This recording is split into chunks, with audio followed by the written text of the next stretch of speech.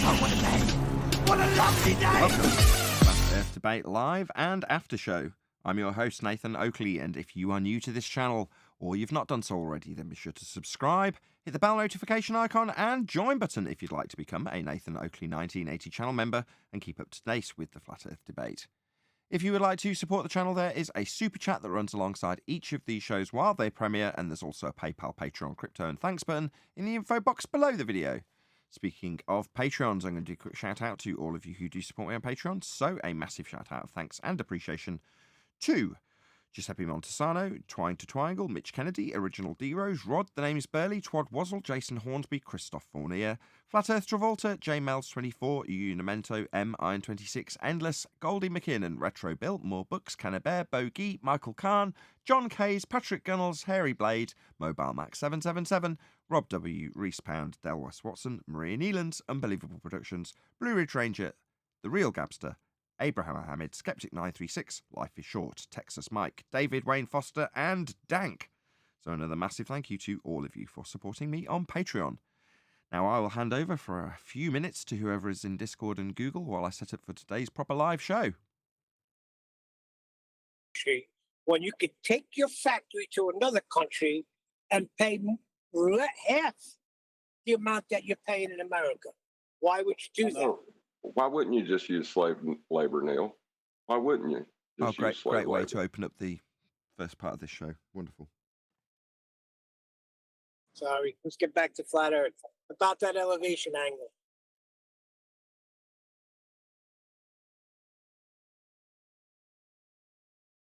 And? They're saying you absolutely can get an elevation angle off a curved baseline.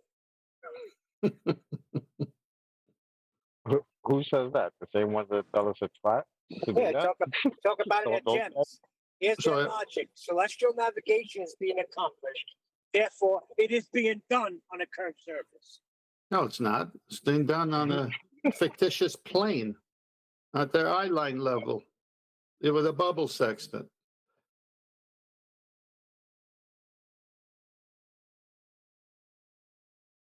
So is that their new brand new begging the question? If celestial navigation, then we live on a globe. We have celestial navigation, therefore we live on a globe. That's basically what they're saying. That is what they're saying. Yeah. It doesn't matter what they're saying. Even in celestial navigation, the globe is not being used. The center of the Earth is being used where it is flat. Like I told you before, what they say about that is, yes, that's where all the measurements are taking place. Then they're transferred onto the globe. So what kind of guy is down at the center? Is this kind of the Eratosthenes walkie-talkie transfer? I mean, how's that coming up to the surface?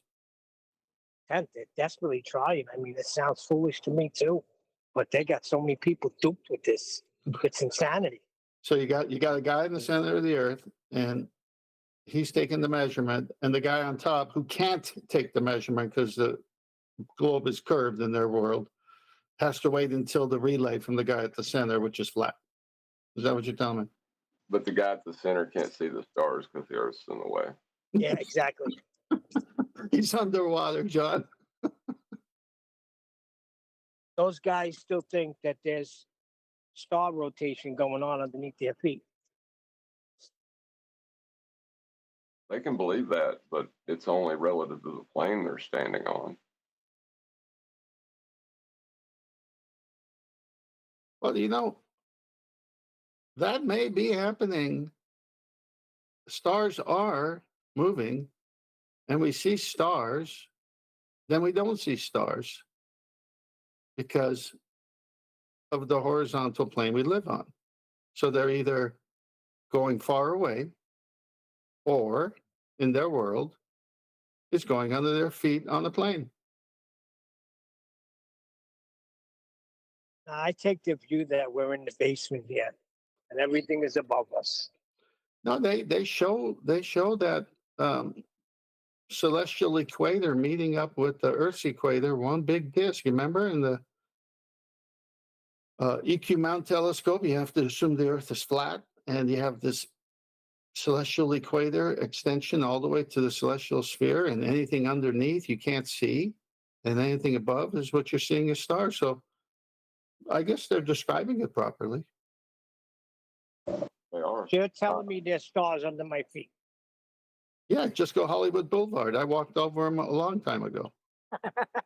I've never been there. What we're saying, Neil, is it's irrelevant to the argument. It's a red herring. You know, they're still using a flat Earth. That's what this argument's about, right? Yep. Whenever they're referencing a surface, it's always a flat surface. Doesn't matter what they say afterwards. It can't be anything other than a flat surface. You can't get an angle. You need a baseline adjacent. It needs to be level, plane, straight, or else every part of the curve, like you started, you can get an angle from a curved surface, an elevation angle. Well, then every part of that curve would be a different elevation, and that wouldn't work. That's correct. Yeah, it's over right there. At this point, it's this elevation. At that point, it's that elevation. Can't. It's dumb. That's why they needed the geometric horizon to assert that angle to a curved surface to get them the deduction to horizontal plane to get the angle. There's a term they use called a local horizon around the person. So if you're at sea and you can't see any land whatsoever, and all you see is water, if you turn around, all you see is water, but it's all flat, and so that's your local horizon. Well, that extends all the way to the GP of the star, or else you can have celestial navigation work. So your local horizon, I remember early on, I would say just shoots through refraction, whatever they want to say, it doesn't matter. It's still flat. It just blasts right through it all. Doesn't matter what's optical, how it looks. It's got to be flat.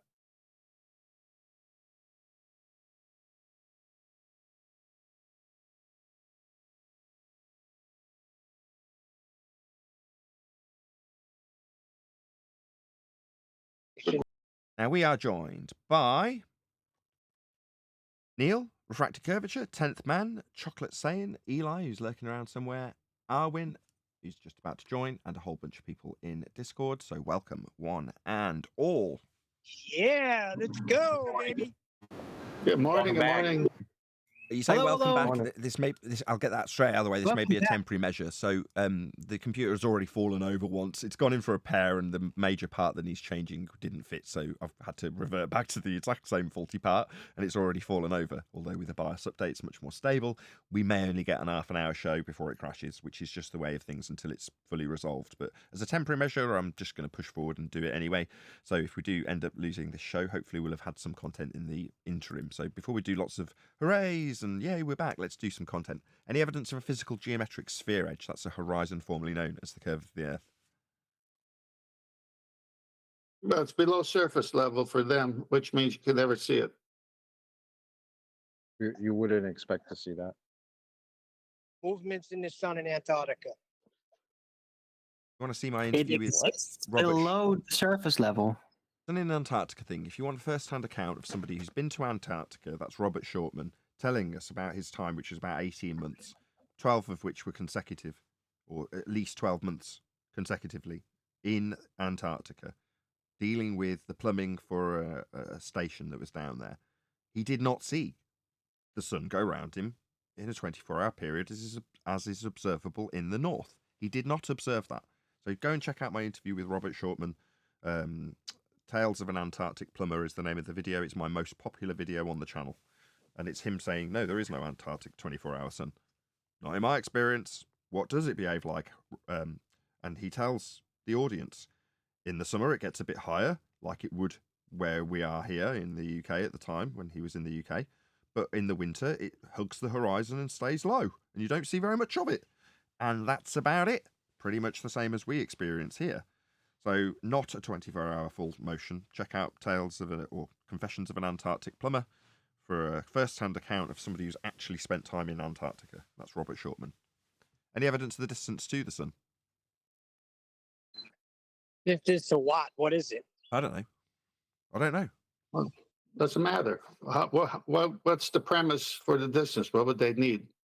Well, they'd need an R value for their heliocentric assertion of a distance in Kepler's third law and an assumption by Christian Huygens that you've got an R-based imposition onto Venus. So that's what they need. All right, so should we start there? So do they have that? Any evidence of the R value? Earth radius? No? Any evidence of a self-perpetuating molten iron core at the centre of that presupposed radial value? Well, they're that's taking funny. angles from it.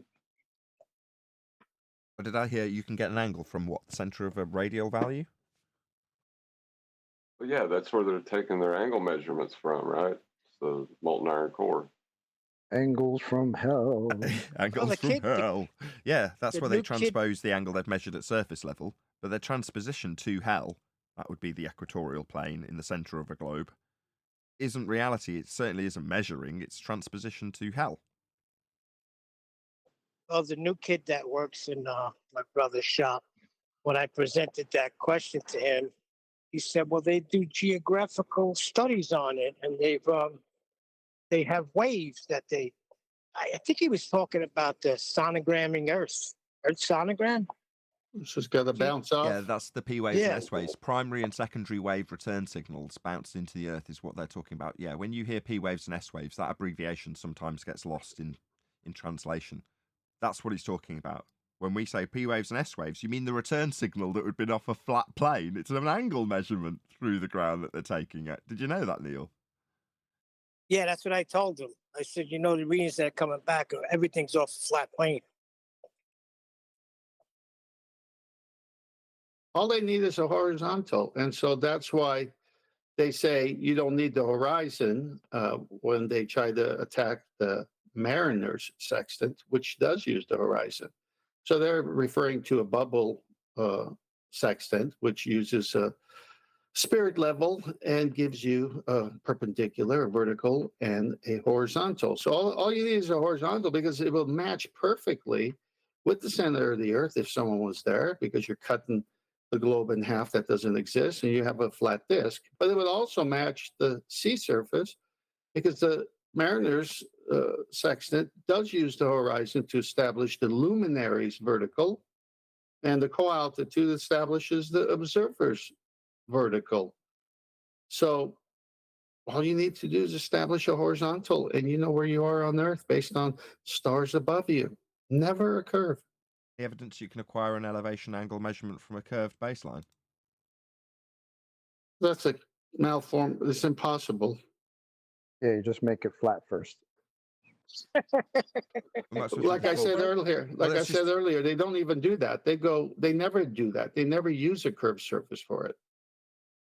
No, you need a flat Earth to do celestial navigation and elevation angle measurements off the baseline. That's Earth. Must be flat for it to be a flat baseline for an angle. So yes, there is no evidence you can acquire an elevation angle measurement from a curved baseline. Earth must be flat to do this. But let's do the full gamut of housekeeping questions just to keep it concise in case this video crashes after 10 minutes, which it may well do.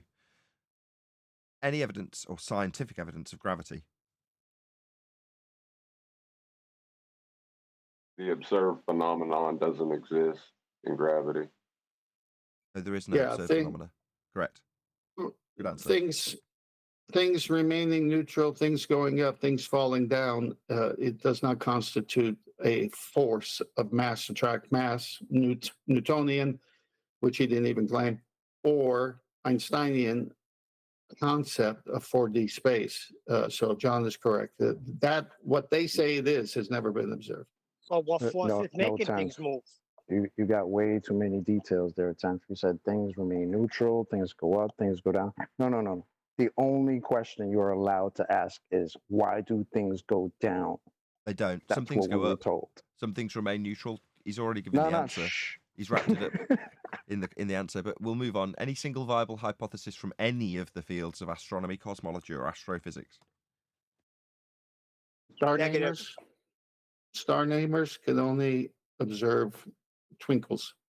The body of science. I think we've done them all. Any evidence of axial rotation of the Earth-based variety? Then there's one more question. Axial rotation. What's that? That would be if the Earth was spinning west to east, a plane flight from Charlotte, North Carolina would take an hour and a half to get to LA because LA is spinning towards the airplane. That has never happened. Oh dear. Also, It's actually Earth is faster the other way. Sorry, John. Oh, I was just going to say Earth isn't a turning reference frame to give you an axis, so at best you're going to do is beg the question. But it's even worse than that, Chocolate. If the plane leaving from LA to Charlotte is traveling, say, 600 miles an hour, but from the Earth is turning over 860 miles an hour, it'll never reach Charlotte. It'll run out of gas, fuel. What's the last one?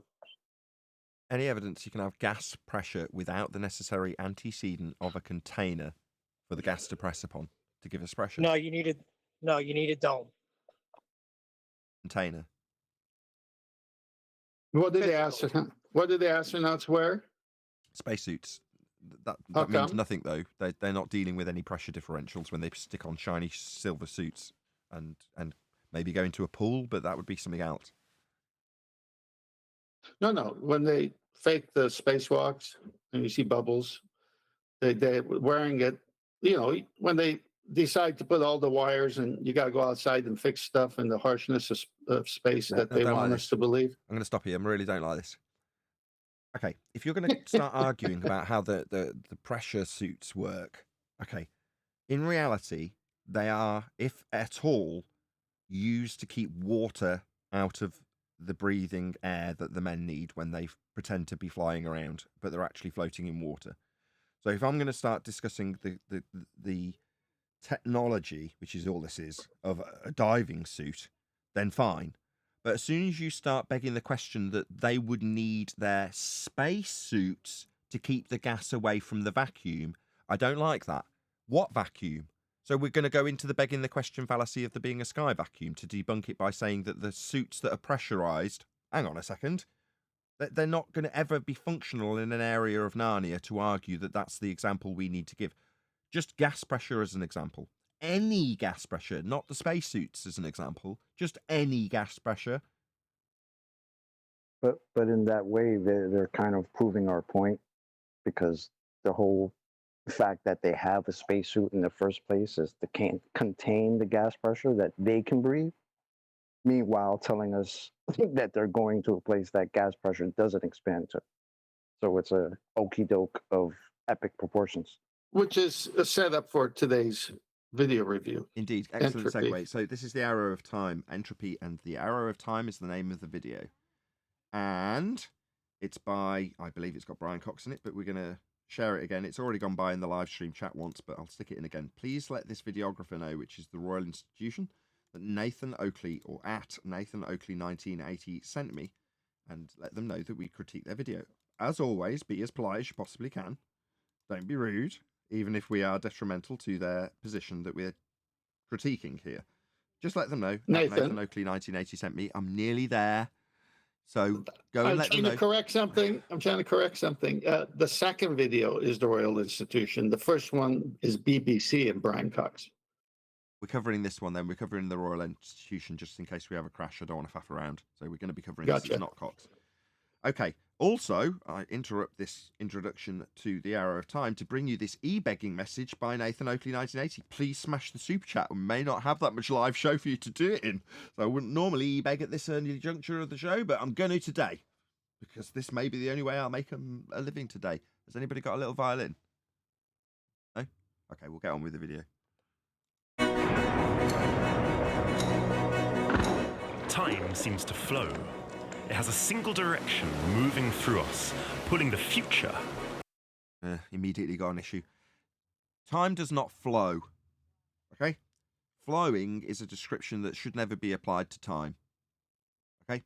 We have a description, a convention we have derived from movements of celestial items to give us this notion of time. Now that's a convention. Now the description of the convention is pretty clear. we, for the most part, including the audience, no matter who you are or what ilk you are, understand what that means. Yeah? Time. Now, to say that time flows, what, like a river flows, ebbs and flows, gets quicker, meanders, moves around in bends, creates little oxbow lakes, time does not do any of those things. So let's just start off by critiquing his description because it's automatically Weasley, isn't it? Let's be honest. We've only got about 8 seconds in and we've got Weasley language immediately being implemented. Sensual Goat gifted out 5 memberships. Thank you very much, Sensual Goat. Sure, they'll all get snapped up immediately. Go ahead, whoever that was. Also, there's a problem with saying the direction of time. Could he please point which direction time is flowing? As a metaphor, I don't mind that for entropy.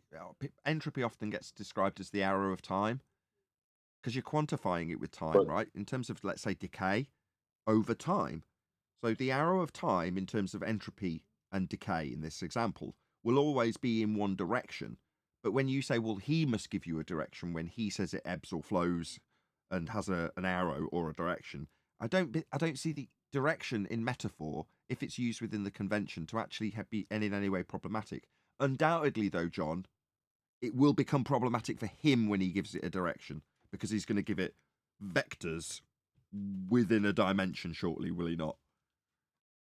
Yep, that's going to be the problem because time, entropy has magnitude. Time lacks orthogonality or magnitude. So you're actually scaling the magnitude of entropy. That there is no direction. Time lacks orthogonality or dimension. What was the other one you said? Or magnitude. Time lacks orthogonality and magnitude. Your words are like silk today, John. Beautiful. Also, John, time is not a causal power. No, it's a convention. Descriptions of things don't cause other stuff to happen.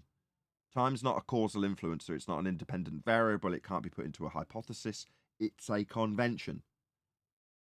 Into the past. British astronomer Arthur Eddington described this process as time's arrow, and it is this asymmetrical movement of time that drives the evolution of our universe. Wrong. Number 1, evolution is an absolute joke. There's no evidence for it, scientific or otherwise. Number 2, time, as we just described. Wow, that didn't take long, John, to make you absolutely 100% valid in your critique. No. Time isn't a causal influencer of anything. Ever. So no. Doesn't drive anything. Certainly doesn't drive the convention that's wrong of evolution. Definitely not. From its origin in the Big Bang. Oh my God, this is going to be a long video. Big Bang, you say? Lemaitre, you say? Another idea come from the church, you say? No, this is no influence on time. It's just your backstory for your religious faith in a sphere Earth in a sky vacuum orbiting around the sun. To its predicted demise. Predicted demise? What, at the end of the arrow? On a scale? What the hell? Nobody's predicting the end of time. It's nonsense. This is all garbage. Who put this video up? 10th. Normally I'm really complimentary. I was in a good mood. We use the second law of thermodynamics. I say it's about time you get happy. Well, he's about to juxtapose his descriptions of things being created or forced or influenced by or moved by into the second law of thermodynamics description of entropy. So immediately within what we are 29 seconds of the video, within 30 seconds, he's taken every convention and description disseminated by the church in heliocentric rhetoric and sandwiched and pigeonholed that into somehow being relatable to the second law of thermodynamics. Thermodynamics to describe this process. No, they don't describe any of the things that you just shortlisted in your summary at all. You described Big Bang. You described the influential nature. Influential, is that the right word? Influential nature of time. Absolutely absurd.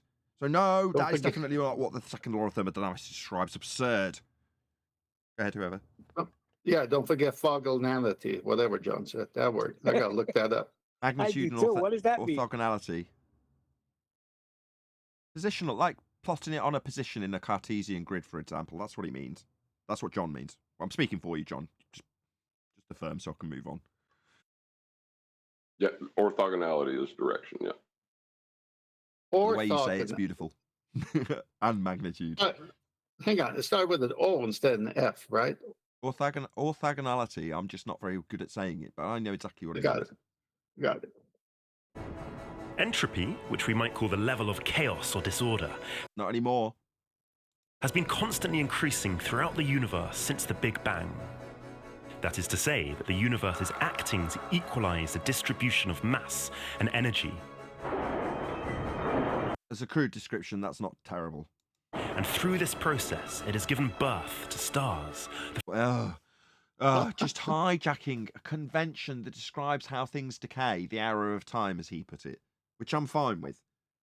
Now we're into the birth of stars being driven by this, so it's now a causal influence of the birth of the lights in the sky.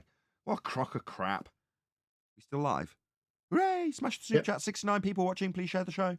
The formation of galaxies and the chemical reactions that gave rise to life itself. But it also brings with it death and decay. It doesn't bring anything. This is so irritating, 10th. It doesn't do anything. It's a description. But according to him, it's bringing forth death. No, naturally, you can describe the process of birth to death with time. Does that mean that the description of time caused the untimely passing of your relative? No! Of course not. When Michelle Thaler on last Friday, said that we all came from this, and thus you weren't as mad as you are now. It's the same thing. But what if this wasn't the case? It isn't. You're ascribing causal influence to conventions that describe things. They don't have any causal influence. What do you mean, what if it wasn't the case? What if all your crap you've imposed onto the second law wasn't the case? It isn't. What?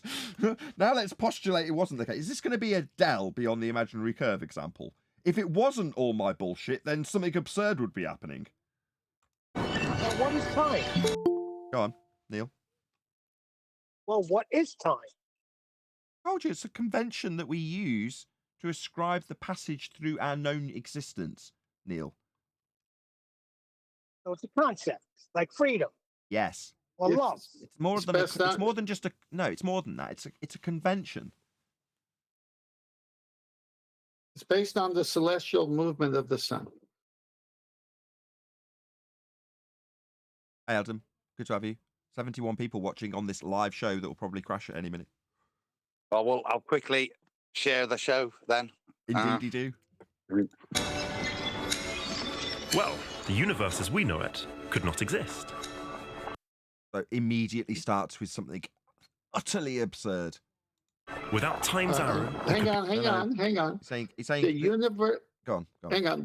He said the universe as we know it could not exist. Oh, really? Well, I see creation, so the antecedent is a creator. So the universe I see has a creator. What's he saying? The universe we know can't exist. I'll translate into something different that does have a force attached. So if you say a man bouncing on a trampoline, right? The increase and decrease in force and speed with the bounce, right? Let's say that he's saying that. Let's say with one aspect of that, you describe the acceleration after hitting the trampoline. Okay, so that's a force of acceleration described as acceleration. He's saying if we don't have the convention of acceleration and the description and quantification of acceleration, there will be no bouncing. By translation, if there is no description, convention of entropy, the arrow of time, then there is no universe. That's what he's saying. We all following along? We want to keep this That's sharp ridiculous. and snappy in case it crashes. Go ahead, Neil. Just said, well, that's ridiculous.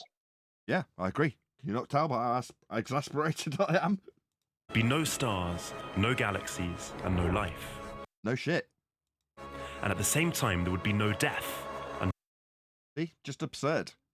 Describing the decay towards the point of death, absolution from the known existence used within the convention, doesn't mean that it's a causal influencer over death. It's absurd.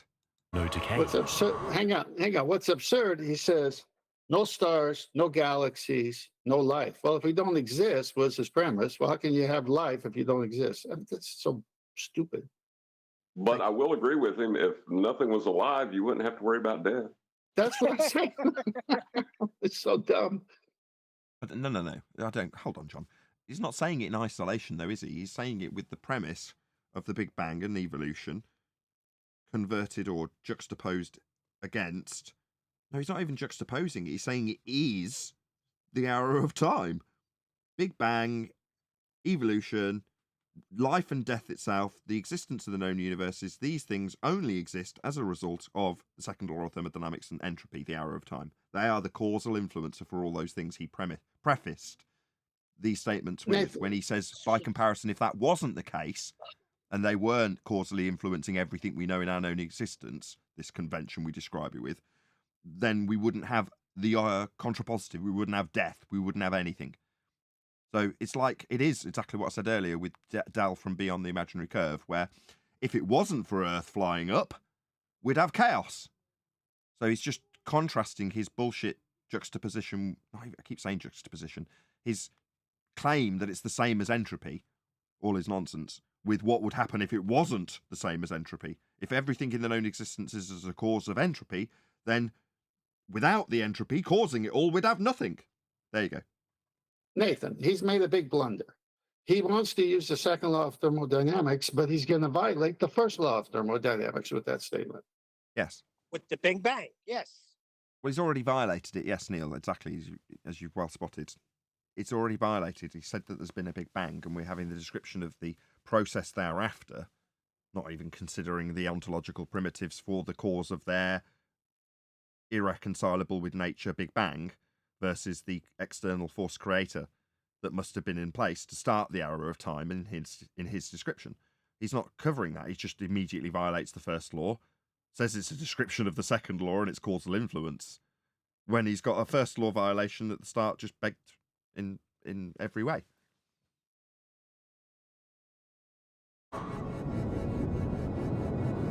The movement of mass and energy that sustained these could not take place. And therefore entropy in its description in the second law is interesting. See, says it himself. It's a description.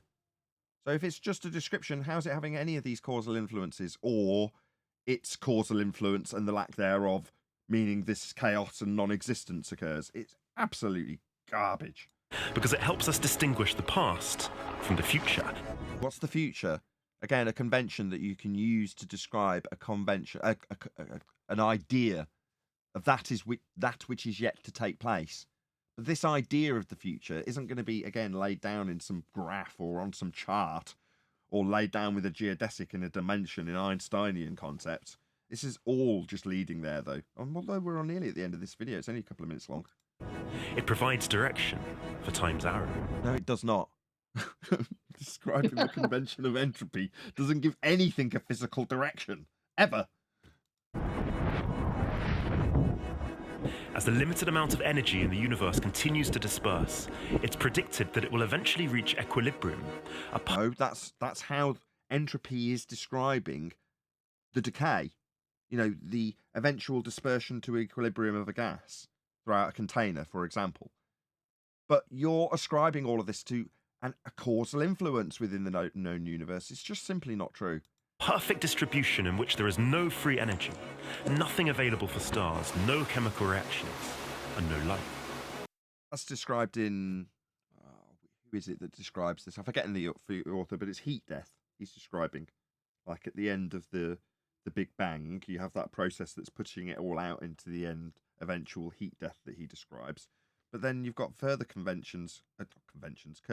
further ideas of what would take place at the end of the process of heat death of the universe, which is, one of them is time starts going backwards. You know, you've got the big crunch. Oh, it's all garbage. It's all Einsteinian garbage. Is it the guy in the wheelchair that came up with that? Stephen Hawking? I think it might have been. I don't know. I don't want to guess. Although... The universe as we know it will become profoundly quiet. So make the most of it while it lasts. Terrible I'm death sorry. cell. Just death That's cell. terrible. Yeah, it's garbage. I'm glad we managed to squeeze in a video. I mean, we were only half an hour through this live stream, but that's about how long the members-only live stream lasted before the computer crashed. So I'm happy to cover Brian Cox tomorrow if I can cobble this computer. Although it's Sure. all right. I won't say that it'll crash immediately. Yeah, I was Like going to good say stuff. we have time tomorrow. So Yeah, hopefully we'll have some entropy and the arrow thereof tomorrow to do it. What, yeah, again? I got to admit, his voice was good. He could read a book to me anytime.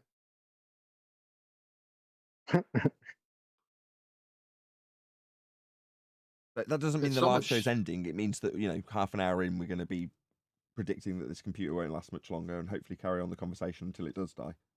I just don't want to be I in the thought middle it of died covering already, someone so else. it didn't. So let's keep going. Why talk about it? Keep going. Well, listen, we're talking Can I about ask a question? Because that's the end Hang of on, the we're video. talking- Because that's the end of the video, Neil.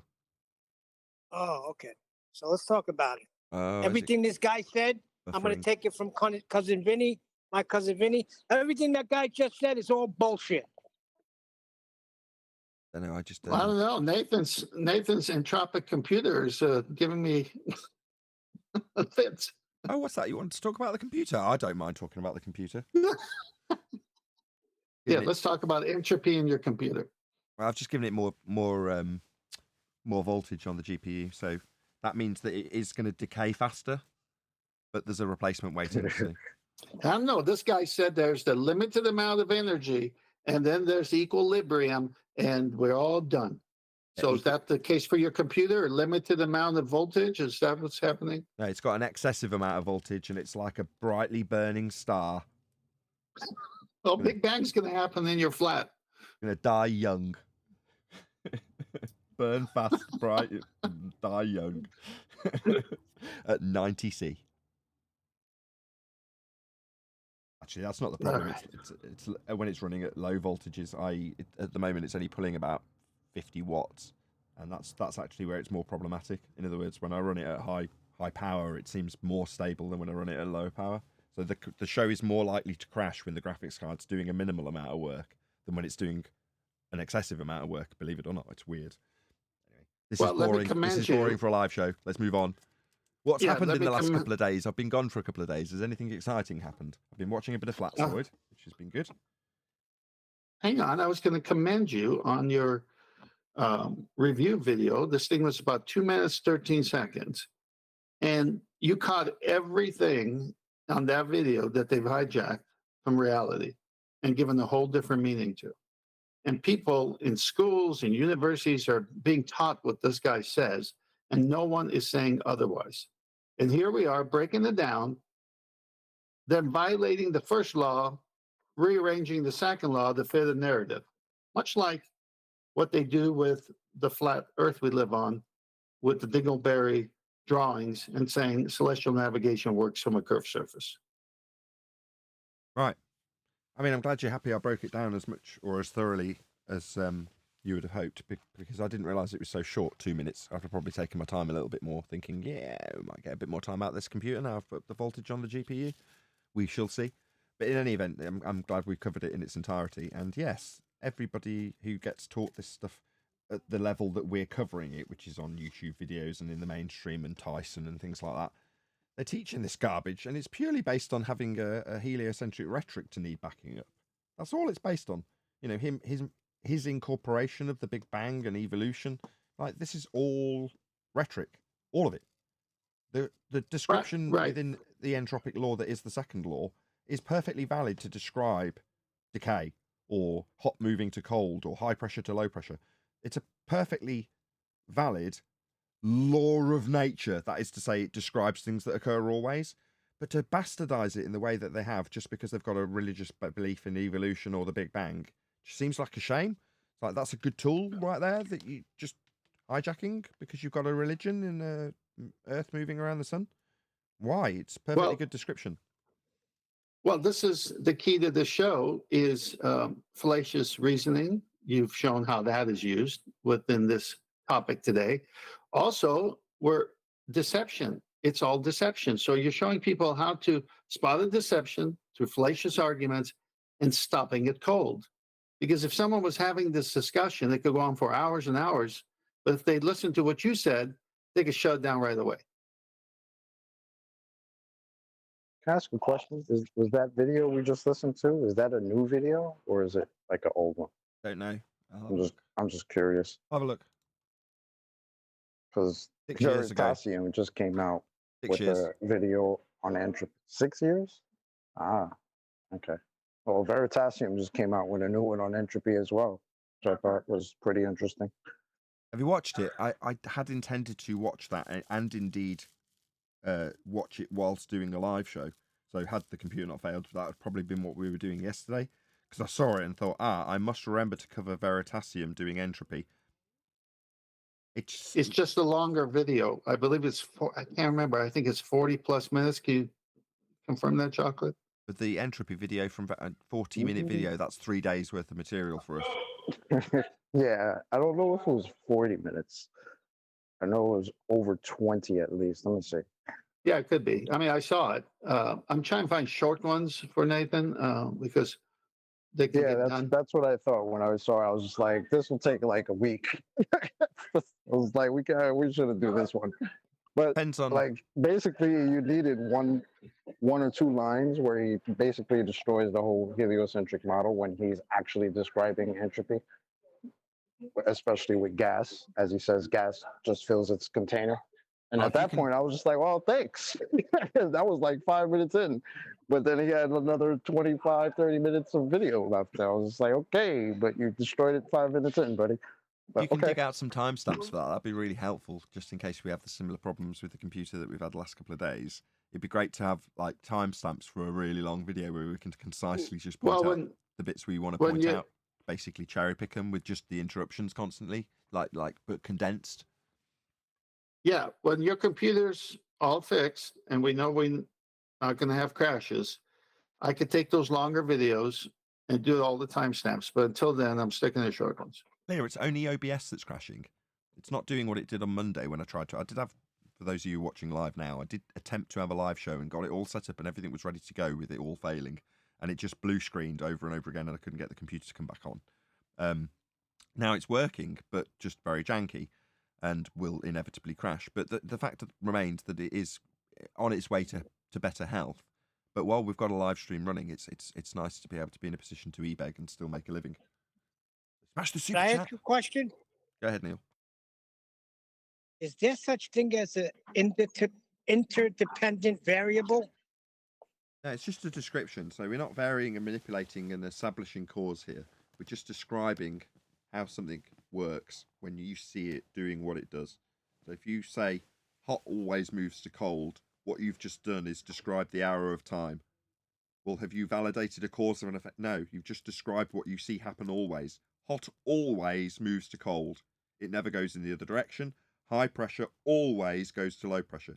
What they are is examples of a description within the second law. That's what the second law describes. That is the arrow of time. Just a description. To Neil's question, if you win a lotto, big lotto ticket, you win, you have a lot of interdependent variables. I agree. So the guy that actually said the Big Bang was it was Fred Hoyle, right? He's the one that coined the phrase. What? No, it was Lemaitre. Fred No, who? Who it did you says say? right here, Fred Flintstone. Fred Hoyle, the astrophysicist, coined the phrase Big Bang to ridicule the idea that the universe had a beginning, a position which suited him as an atheist, materialist. So it's Fred Hoyle. So it says right here. Lemaitre. He came up with the idea, but he's saying that this guy coined the phrase. Yeah, that's right. The idea of the Big Bang was come up with Lemaitre. Coining the phrase of the Big Bang, Neil's right.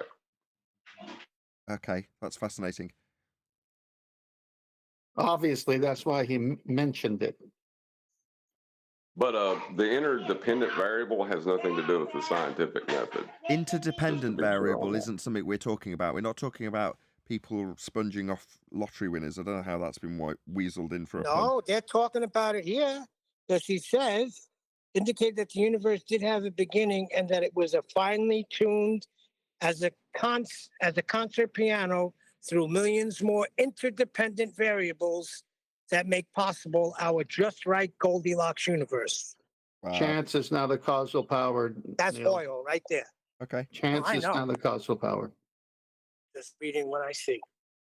Neil, chance, which is what they need, which is nothing, because it's a probability thing, And is not a causal power. like with all orbital, That's like with not all. science. Hold on, Adam. Like with all orbital claims, first word Adam said, I'm shutting him up immediately. Like with all orbital claims, you'll need an R value for that Goldilocks zone. You'll need Kepler's third law of interplanetary motion for that Goldilocks zone, and you'll need Venus scaled by Christian Huygens to be the same presupposed R value based sphere value that Earth has for that Goldilocks zone. Neil, go ahead, Adam. To say, I don't think he's even referring to science. When you're using the term interdependency, you're kind of relating it to their creation. So a star will go supernova, and then you'll get some gold out of that and some other smaller. That's the interdependency of their story. It's not relating it to an independent variable or anything. It's just certain things happen in the heliocentric model, i.e., to get larger molecules. There's an interdependency that you have to have a star explode to make that and those things. So I think it's the interdependency of the relationships and the things in the model that he's relating to. Like a chain of events happening. Yeah. It's not really science. Like, no, it's not proposing to be. It's proposing to be the explanator of their story. So how do we get gold? Well, we have big stars explode, then they get slightly larger molecules formed, then they explode, and then we get gold, and that's how we got gold. The interdependency of the bullshit to get you to be able to have gold. right. So kind of like the beach example that Huey gives about the complex sandcastle. You can just sit there and wait for the wind to build one, right?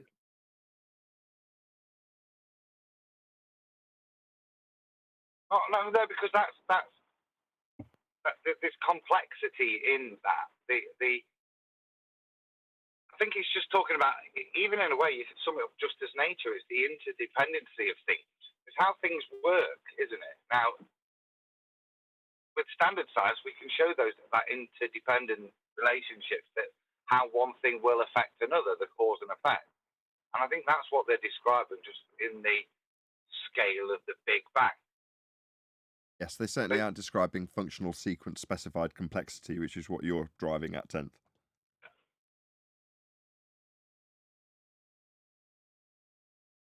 With your sandcastle, that's what you were talking about, right? Yes, absolutely. But that is part of their interdependency, because if you don't have the gold, you can't make the ring. So you need the gold to make the rings and other things that gold is useful for in life. So everything in that functional sequence specified complexity, everything's coming together for that sandcastle. One depends on the other. Right. For the birth of life itself, you would need all of those elements to be created in the hearts of dying stars, for the life to be created in the soup of chance by the lightning strike at the right moment, with all of those, what's the word that they keep using? Interdependent variables? Is that how they say it? Yes, Nathan. Well, when you look at DNA and realize it's a language, a code, and then they hijack it and say, "Yeah, this is all part of the Big Bang." This is when you start laughing at them. Code that just came out of nowhere, right? What? That's cute. By the way, I'm mad you guys did Michelle Dollar and I wasn't here. That what? You guys reviewed a Michelle Dollar video. That's my homegirl right there. I wasn't here for that, so I was a little mad. That was the Valley Girl version. It's been out for several days now without like a live stream in between, so hopefully it's had a fair few people watch it. But she had our sympathy towards the end, which was exactly the intention of editor and director of that little piece. But some Valley girl tugging on her heartstrings, trying to associate love with the heliocentric model. Thinking back. Oh my god. Yes, it was a bit embarrassing. But back to the Big Bang. Yes, this whole notion of needing a description for entropy that's associated with the Big Bang is the same reason it is essentially tied to the heart of the starting process of everything in our known existence. And the ontological primitives are essentially the questions that should be asked, because you've only got two alternatives when you come to that question. Your actual question that this heliocentric rhetoric has imposed on the arrow of time is only a necessity for the two reasons we've discussed. Firstly, because their arrow of time violates the first law of thermodynamics with the Big Bang. Well, what does that mean? It means that the first law says that energy can't be created or destroyed. Well, if it can't be created, how is the energy going to be created by nature itself, if that is very much a principle of nature that it can't create its own energy? So it can't have created itself. It violates a principle describing how it works every time we study it. So then what's your other alternative? There must have been an external force to start the arrow of time. Those are your only Anything choices. but God, Nathan. Yes, we're talking about God, Neil. But their God is No, their God is gravity. Their God is the Big Bang. Their God is bent geodesics. That's how they have the formation of life. Right. Anything but God. Anything but how it's stated in Genesis. Anything but that'll do. And I got to ask a question. Did he do any experiments? Do we know that for Who? sure? Who doing experiments? Newton. Sir Isaac Newton. Newton was, I'm pretty sure Newton did a few experiments. Yeah, Newton was class act. And the reason that they've ascribed gravity to him is because he was so well respected. As we all know. Go on, John. Newton never proposed the scientific hypothesis in his life, so he couldn't have done an experiment. Good point. Well, I was just thinking about that letter, right? It says here, it says that he had rigorous science. Well, I'm afraid not. Rigorous. Give us an example, Neil. That might be true, but even if it is, he himself said he's saying no hypothesis for what they call gravity. So that's the only thing they really bring his name up for anyway. If he has a hypothesis, go ahead, look it up, tell me what the hypothesis is, and we can determine the null and the observed phenomenon from that. Just let's forget about saying rigorous testing or experiments, whatever. Forget about that. Just tell me what the hypothesis is. Okay. Well, either way, he's been hijacked in terms of his the respect that he commanded, and had something that he very specifically said he did not want ascribing to him. That was gravitational mass attracting mass. Just directly ascribed to him after his death. It's what's called Newtonian gravity. But in name only. Newton didn't want that. If we're to believe that letter, which frankly I do. Well, like John said, where's the hypothesis for gravity? To this day, forget Newton. We've evolved according to them. So since we've evolved, show us the hypothesis for gravity. Do they have one? No. Well, I'll go one step further. Show me a hypothesis for anything Newton did. Yeah, I got that. What you're suggesting is he had no hypothesis constructed for anything, full stop. Therefore, to prove your point, just give me any hypothesis from Newton, full stop. Correct? Yeah, I'd be happy with one, because they're saying rigorous experiments, like there's more than one. I want to hear one. Yeah, listen, I'm tired of all these ancient quotes that have no hypothesis. It's like Danny Faulkner getting up and saying, flat Earth's actually 25 centuries old because the Greeks knew it. Really? So he cites Greek people who named planets, wandering stars, after their gods, their mythical gods. And it was just in their culture, a few of them dangled it up a little bit, then a few more got it. And Danny Faulkner wants the whole world to think that he was established truth 2,500 years ago, that the whole world knew the Earth was a globe. But guess what? It wasn't until the 17th, almost the 18th century, that Western astronomy and the Copernican model even reached China. And guess what China was doing for all those years? Having ships going to Africa and other places, using the stars to navigate. The Phoenicians too. Oh, Phoenicia, everybody. Everybody. Portugal, when they went to India, Vasco da Gama, same thing. The whole point is some Greeks came up with the idea that they think the Earth is a sphere. Today, that's reified the whole world. Same thing as Newton. Okay, Newton said, no, Newton never said it.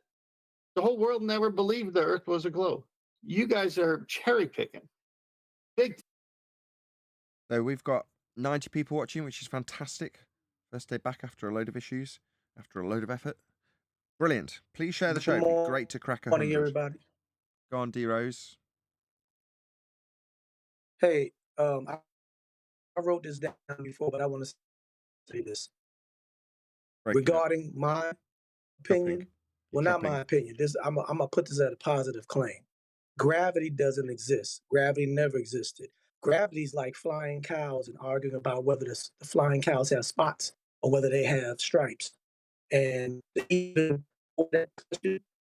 with a glober, technically, is like arguing about flying cows, whether they have spots or stripes, whether it's Newtonian, whether it's Einsteinian, whether it's Marvel Comics.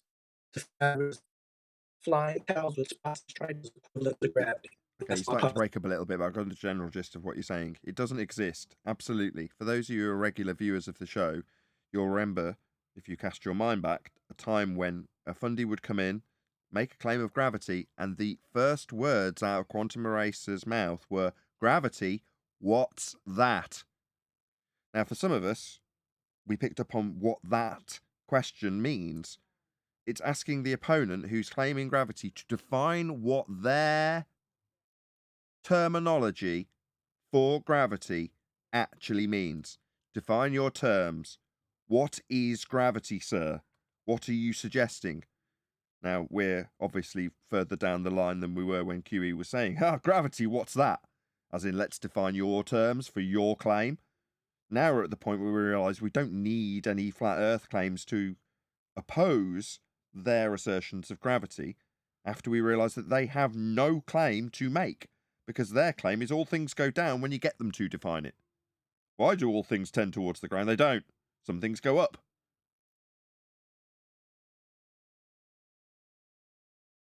Please share the show. Hold on. So when a rock comes loose, right, on a mountain, it goes up, it doesn't go down. Nathan Oakley? Rocks don't go down. The gas that's produced at ground level, that the trees are all producing, that all goes up, disperses up. It can't go down. It's blocked by the ground. It can't go any down. I've seen signs saying falling rocks. Beware. Yeah, surprisingly, you don't need that same worry about the puddle that's evaporating and going up. You don't need a little sign that you might get knocked out by the steam, Neil. So, yes, some things do need warning signs. Is that your argument? You're saying things don't go down. I'm saying no, I didn't say that. Go down. No, I didn't say that. I said some things go up. What I'm saying is, why when the rocks fall, don't they go up? That's a real serious question.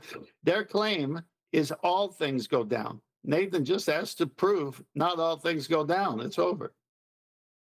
Not prove. It's not a claim I'm making. Just demonstrate that not all things go down, as their assertion would require. That's their claim, though. I'm not making any claim. When I go, all right, why do we have all things pulled to the ground and held on a spinning water ball flying through a sky vacuum, not flying off it? So your positive claim's got a problem within it. That's the first thing I'd address. This isn't my positive claim, so I don't need to assert why anything does anything. But they need to stop us flying off a water ball. Okay, because of a force of down. That's why all things go down. They don't. The gases are going up. No, I'm not talking about being on a water ball. I'm talking about upward rising Earths. If there has to be some sort of force that's rising up to meet the falling rock. Otherwise, why doesn't the rock go up? Gotcha. If we didn't have the causal influencer of entropy, the world wouldn't exist. Right, Neil? I'm just trying to find out their position. Your position is what I've highlighted earlier as being Dell's position that you're now throwing at us. Dell's position is to say if the world wasn't rising up, X, Y, Z would happen. Likewise, the videographer that we've just covered has said if the causal influence of entropy wasn't taking place in the way I've prefaced it with Big Bang and evolution, then we wouldn't have any world because the arrow of time wouldn't have caused it. That's what Dell's doing. If it wasn't for the Earth rising up, which I now presuppose is the case, then we wouldn't have this effect always taking place. There'd be chaos. It's useless. It's an affirming the consequent fallacy for a start. Well, I'm saying that there has to be some sort of West, force. Neil? Why West, Neil? If it wasn't for the force of West, the stars wouldn't move. Yeah, Neil. No. They'd stop, Neil. They'd just stop. If it wasn't for the force of West, we wouldn't have those star movements, would we? There'd be chaos. No one could find their way anywhere. There'd be no day and night. But for the force of West. Well done, John. I think it's right there in Neil's first statement, falling rocks. If it was more complete, it would say upward rising earth, falling rocks, but it doesn't say that. What about people who've had their head knocked off by a gas explosion, or somebody who's had an oil rig fail and the pressure of the oil that's under the ground has forced into their face, killing them? Is that a beware of things falling? Earth is moving now. Okay, anybody measured that in any way, shape, or form? That's someone who stands on a hot spring over in Yellowstone that fires water up in the air. Beware of falling water, and it's coming up. Chocolate, if Earth wasn't moving upward, then there would be no direction of anything. It's because the Earth is rising up. Because if it was just stationary, we would be floating. Didn't we just do this 2 minutes ago? John just overcame this by describing the movement of the stars that we infer, affirming the consequent that it was causal in relation to his assumed force of West, and then affirmed that because of the force of West, we do have the stars turning. This is just an affirming the consequent. I think it was Eli the first to catch it. All Dell's doing is affirming the consequent, Neil. Pretty basic stuff. I know that. Well, why'd you keep asking You about think it? I don't know that? I wasn't implying that you don't, but now I think you don't, or didn't. You said He's thinking of a trying song. to get him to come on, but he wants us to go there. Of course he does. I think so why? Do we have something to gain? Do I have a positive claim I need to defend? No. So why would I go to him? I've come here for you to present your positive claim to me, Dell. I couldn't give a monkey. You think I'm going to go to him to have him present his positive claim to me? No. Couldn't give a crap. If he doesn't want to come and present his positive claims to the people who critique positive claims in this arena, that's us. If he doesn't want to do that, well, then it's obviously not a very good claim. It would easily withstand our critique that he could come and positively assert here if it was a good claim. Couldn't he? But he wants us to go to him? Oh, really? You're just hand-waving his demonstration. Oh, am I? No. He's hand-waving our demonstration of the force of West. I'm taking the piss out of him, Neil. That's what I'm doing. If he wants to come and defend himself against me literally insulting him for how stupid his affirming the consequent fallacy is, when he asserts a force of West turns the stars, oh, my bad, gives us a directionality at all because of the upward rising Earth. No, I'm just going to laugh at him and take the piss out of him, Neil. Now, he can feel free to come and defend the fact that I see it fit to take the piss out of his nonsense by coming and defending his positive claim. But you think I'm going to go over and proactively take the piss out of him on his own channel? Oh, I wouldn't dare, Neil. I wouldn't do such a thing. No, it's very disrespectful. I wouldn't do that. What a numpty. Yeah, I tried talking some sense into him, but he's not listening. He thinks that you have to explain what force is causing things to move. Otherwise, they're just moving mysteriously. This magical Why do you care? Sorry, then we can establish which thing he's describing, can't we, Neil? What mysterious movements, pray tell, are you talking about, Dell, in your positive claim? And then he can detail what's mysteriously moving for us to critique it, can't he? Well, for one, he says the other day when the guy said, I just knocked 3 things off my dresser and they all went down. Your assertion was you're the cause. He Dell had a was. problem with that. Oh, did he? Well, okay. So Dell's got a problem with me. He's more than welcome. The door's open. Do I have a problem with Dell's his? got Do I quite a have a problem with me too. Dell? No, I find it laughable, Neil.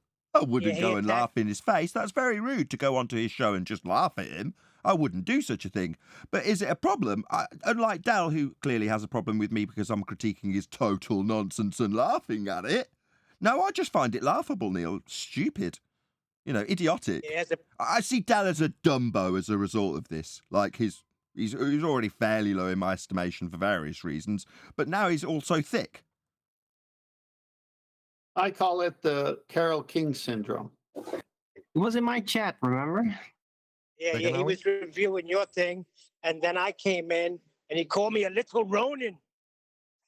Oh, that's he nice. made like an hour video of what I was talking about to him on my show. And he was like upset all the way. Some of my followers actually watched that, and it was literally zero content. It was pure ad hom, only whining and complaining. Total victim. He even has the gall to take like a victim narrative position within the debacle. I mean, it's pathetic. I think it's very amusing. Really Very, very pathetic. amusing. But he's doing demonstrations. None of us are doing anything. Sorry, did we not just point at the stars movement? Hello? You've just had 3. This is the 3rd. John explained. We are taking the piss out of him. We are doing the same fallacy, Neil. We are asserting there is a force of West, and we don't have to toss a bottle out of a window. We can just point at the stars, can't we, Neil? He's doing practical demonstrations. What Yes. the hell are we Is doing it here? impractical when we find our position on Earth with the movement of the stars that I'm utilising for the force of West, Neil? Is that not practically applied, son? You lickspittle. Neil, do you remember how he was in my chat saying, oh, so the rock is just falling. It's just Narnia magic. Which rock would that be, sorry? Which rock was falling now? I don't see any rocks falling around me. Am I missing something? No. He was talking about how relative density disequilibrium basically causes the rock to fall because of that disequilibrium. How that is Narnia magic. He Sorry, which? literally was You typing ignored that in me my entirely. chat. Which rock? What rocks are... Sorry, I'm looking out my window. I see rocks. I'm looking at The rock rocks that out. comes Hello? loose. Can you not hear a conversation taking place? I'm looking out my window. I'm seeing rocks. None of them are falling, and generally it doesn't fucking rain rocks. So, which rock that's falling 3rd attempt?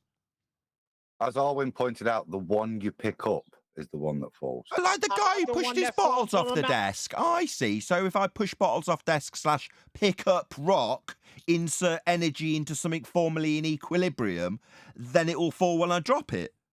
I see. Correct. You're Yeah, ignoring it's Narnia falling magic. rock. And the only explanation is that the Earth is actually moving upward. I see. It's not because he picked the damn thing up. He thinks him picking things up is Narnia magic. Yeah, like I say, worthy of humiliating with his stupid nonsense. So when I pick the rock up, it's because I've got the Narnia magic in my arm. No. What about the rock that comes loose off the side of a mountain? I don't He believe didn't this is pick a that real up. conversation. Oh, the one that was in No, it was. the one that was in disequilibrium. The one No, teetering like technically- a wily coyote, like with the coyote stood on the top of an edge of a cliff that's about to fall away because it's in fall arrest, but definitely not in equilibrium. Nobody's answering me. Specific Well, I circumstances would- that comport in that- natural reality to what I'm being asked, and nobody's affirming them. I'm saying is the one that comes loose from the mountainside had no energy put into it, did it? No, Neil, it's already got all the potential energy it's going to have. It's already up there. Okay. So, as Nathan describes, it's currently in fall arrest. If some situation changes, i.e., the rock that was supporting it got hit by a mite, and therefore there's no longer the structural support to keep it in fall arrest, what's going to happen? If fall arrest ceases to be, then fall will occur. Yeah, because it's See, now no longer got any structural Adam's missed a support bit. Fall will occur temporarily until it finds until equilibrium once further more. fall arrest occurs. Yeah, until obstruction, or it hits the ground, or it can no longer fall now, because there's something obstructing it. Yeah, it reaches equilibrium at that point. I don't understand One the second, Adam. issues. If you Just one take sec, things just out one of sec, just one sec, just equilibrium, one sec, one that's sec, one when sec, one sec. Go ahead, Eli. Oh, just the interruption during the conversation. My bad. Go ahead, Adam. No, but that's the point. All we're describing is intermediary stages whilst equilibrium is being sought, either by a rock falling because of some other reason or by you picking it up. The reason it then goes back to seek equilibrium is because it's been taken out of equilibrium for whatever cause. But technically, that's not correct, though, because even when a rock is sitting on the ground, it's not in equilibrium. It's pushing on the ground because it's still surrounded by the air right above the ground. It just can't freely Okay, no, move. I don't want to focus on no, that minutia. can I- Stop. can I say something? I don't want to focus on that. No. What I will do is give a Me? contrasting example, just 1 second, where a rock is over something that happens to have a high pressure oil, let's just say, at high pressure underneath. When that bursts through the earth, it will force rocks up. And temporarily, they will go up as they are given potential energy. It will then return from whence it came and be in fall arrest. Who's interrupting? We're trying to get some focus on this. Although we have done a full hour, so I shouldn't really moan too much. Please share the show. It'd be great to get to 100 people. Go ahead, whoever that was. It was Neil, and he was just Well, laughing in the I middle did of it. want to say, I did want to say, like, this is why pointing out logical fallacies are so important, because the thing about it is we can spend hours and hours asking meaningless and pointless questions. None of these questions are relevant because they already have a conclusion. It's like when no, I'm not going to make that example. But the bottom line is they have a conclusion and now they're trying to prove it. People think that they're detectives on a detective show. You're going to spend hours, days, months, years, lifetimes thinking this way. It's going to lead you nowhere.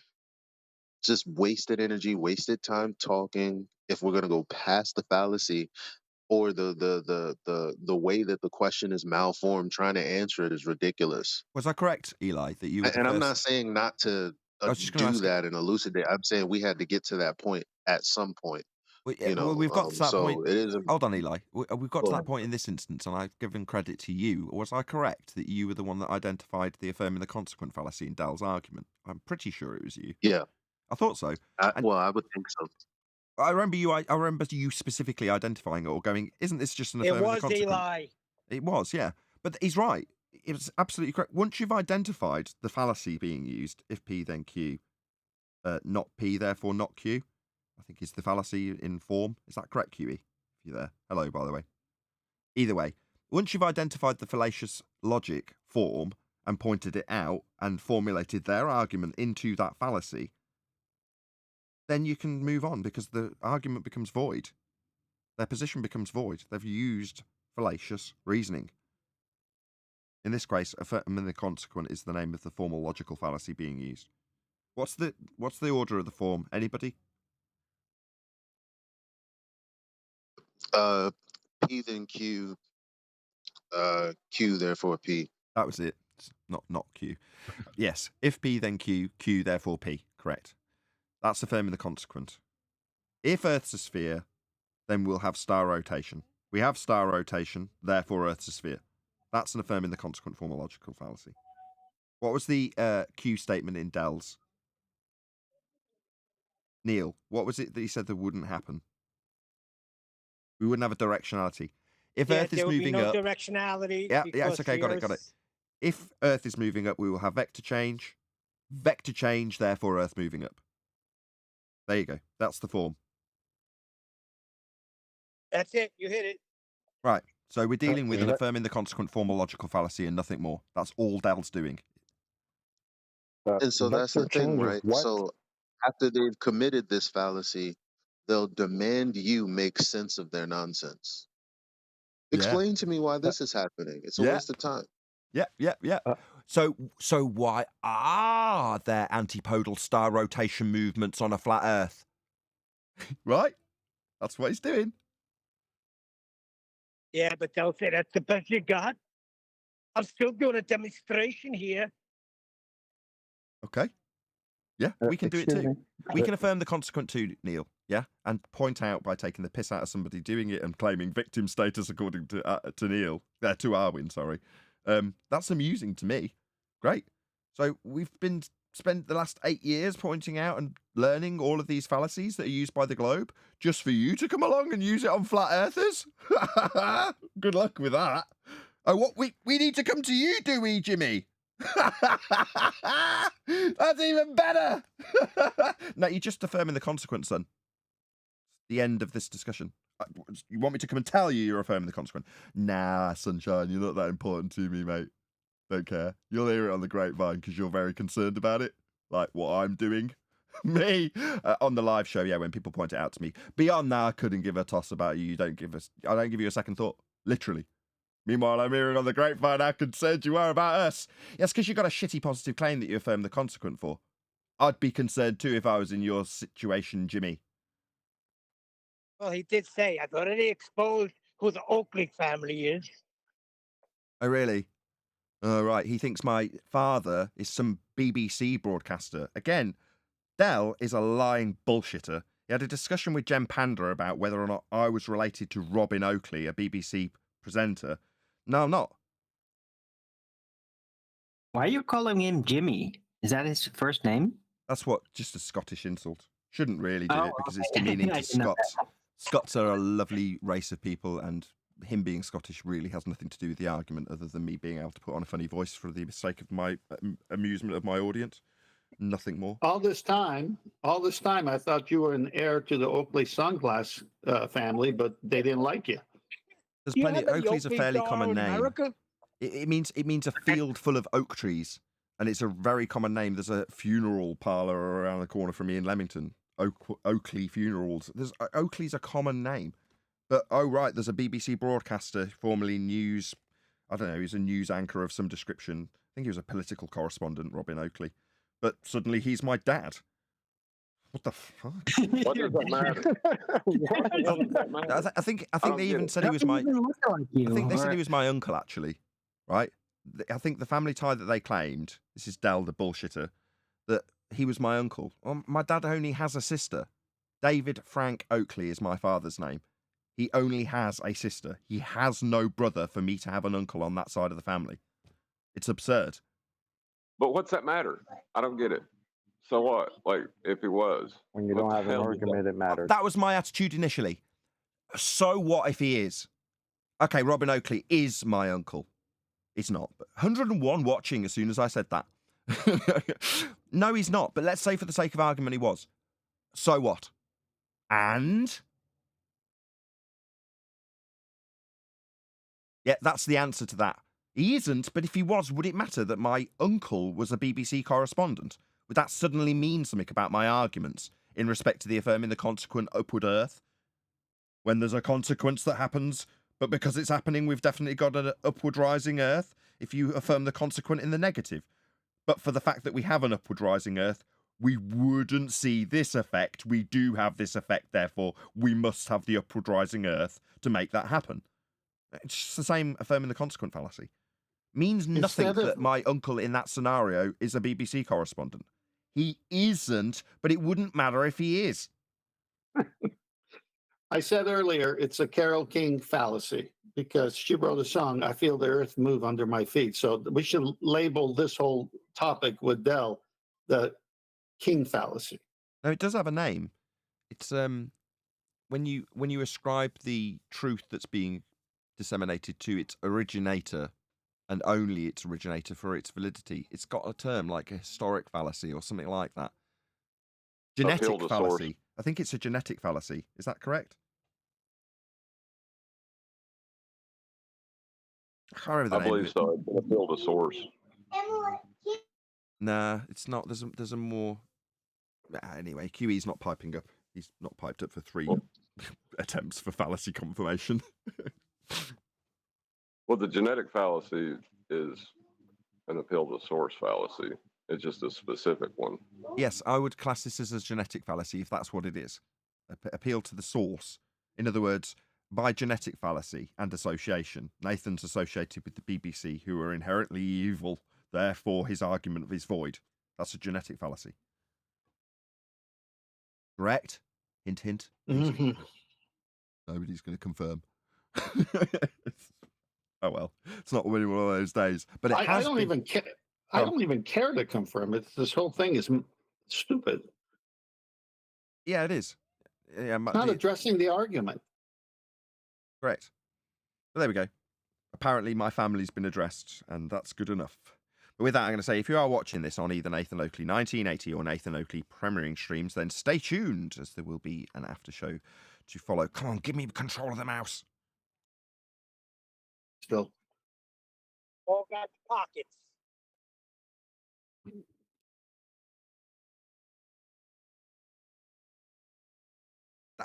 Computer worked. 10% more voltage on the GPU. Absolutely wicked. That worked. I didn't think that would work.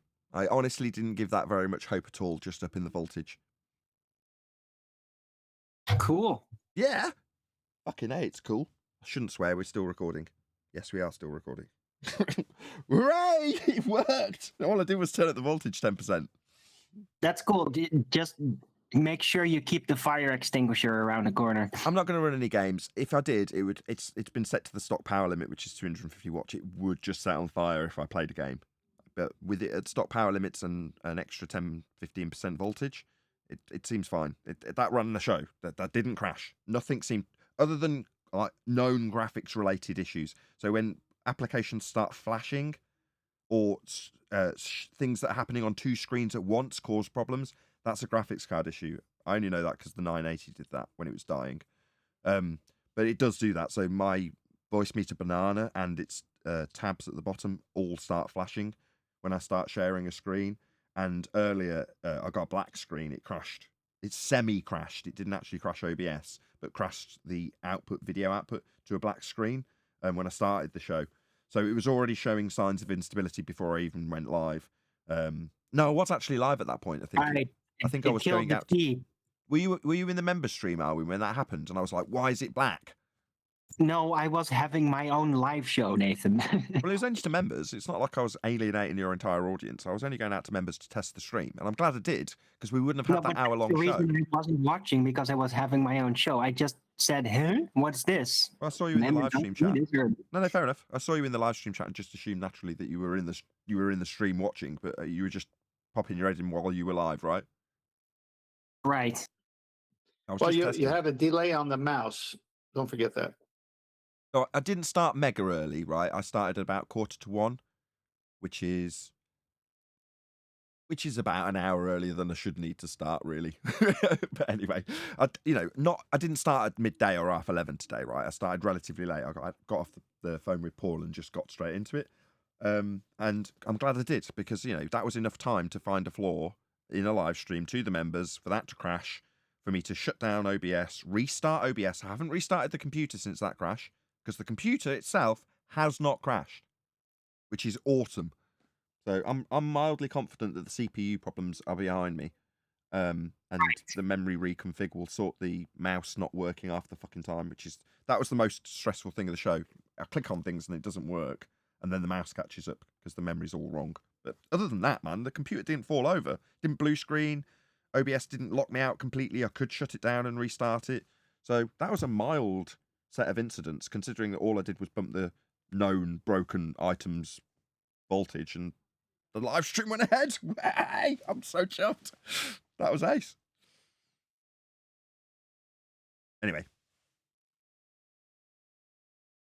Yeah, but it's because these modern computers are really extremely powerful. It's just that all the software is also very draining. Unnecessarily so, by the way, because if you would run like software from 10 years ago that came out then on your computers now, like it would go so perfectly smooth and quick. Like it's insane. But the newer software that's really used in general, it all becomes super and sluggish and slow and Yeah. energy draining. No, you're not wrong. That's exactly correct. For every application that I run, if I have the power limits showing in terms of how much it's pulling, every application adds another 5 to 10 watts. So, you know, Discord, 5 more watts. You know, another instance of Studio, 5 more watts. You know, Skype, 10 more watts. You know what I mean? So at some point, you know, on these modern CPUs, especially the Intel ones, they'll let you pull 350 watts. You can just keep on adding more and more power, and it'll let you do it as long as you can cool it. Well, I've set a power limit on this because the cooler can't cope to 130 watts. Well, what that means is when it gets to 130 watts, it can't really load anything else without slowing down. Well, that's fine. If it's just a little bit slower, that's fine. So that's what I'll do. I'm going to, because, you know, the show needs about 145 watts for all of the applications. And if I'm running a game, if it's not running a game, it needs about 110. Well, I can run it without any heat issues without a game. And I can run it with a game with it just slowing down, which is fine. You know, it doesn't matter that I haven't got great competitive. I'm not a gamer. I just want something pretty on screen. So it will function perfectly fine for that with a power limit on it. Oh, by the way, if you want if you want something pretty on your screen, there's another solution to this too, Nathan. That's not live playing the game, but actually recording the gameplay. Maybe somebody else doing it, and then just playing it as a video. That should be much less draining on your CPUs. Yeah, it would be, but I don't want to do that. That means more work. What? You want to play the game. Produce the footage, record it, publish it to the point where I can play it in the... No. The whole point of having a PC capable of doing gaming was when I first upgraded the graphics card to the last computer and found that I could play games on a live stream. I liked the results. I liked what it looked like. And the reason I liked it is because I realised that a lot of the videos I watch, that's what they do to keep you visually entertained. They might be talking about how feminists are evil or how misogynistic men are and the contrary. But what have they got on screen while they're doing it? Game footage of random game that you've never seen before. Because why not? Looks nice. Now, if you're saying spend an hour playing a game and recording it, well, then that's just an extra hour of work when I could just do that while there's a live stream going on. As long as it doesn't... What?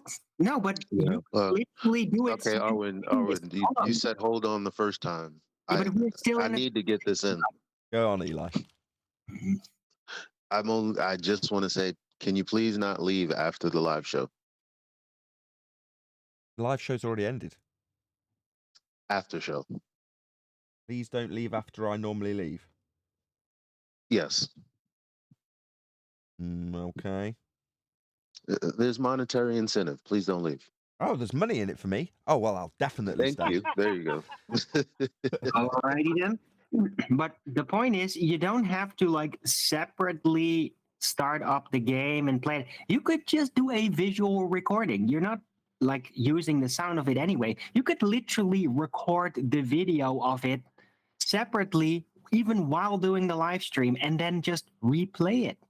It'll save you a lot of CPU power. However, it is far easier to do that on the fly rather than doing it before the fact and having to faff around with it during the fact when I can just do it on the fly.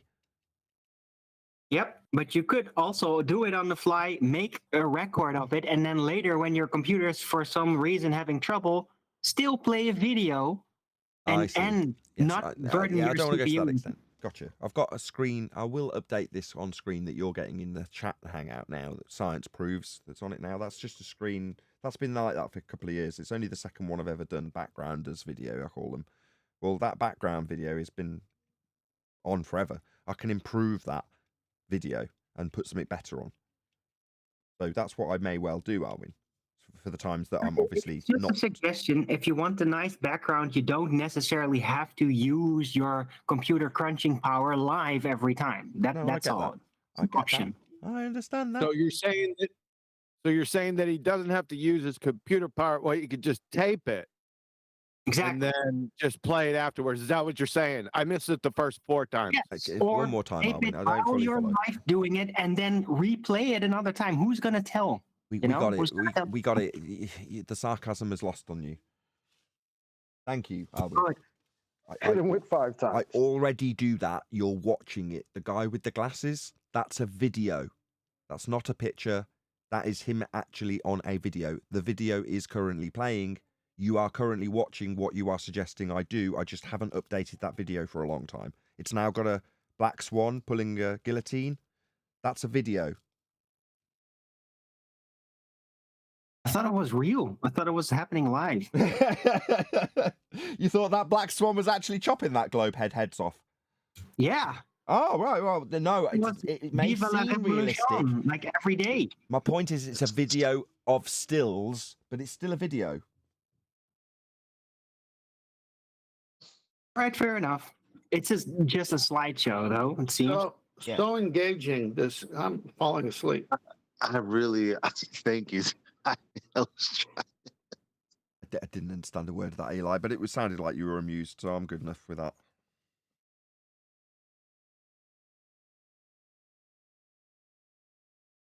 Alrighty then.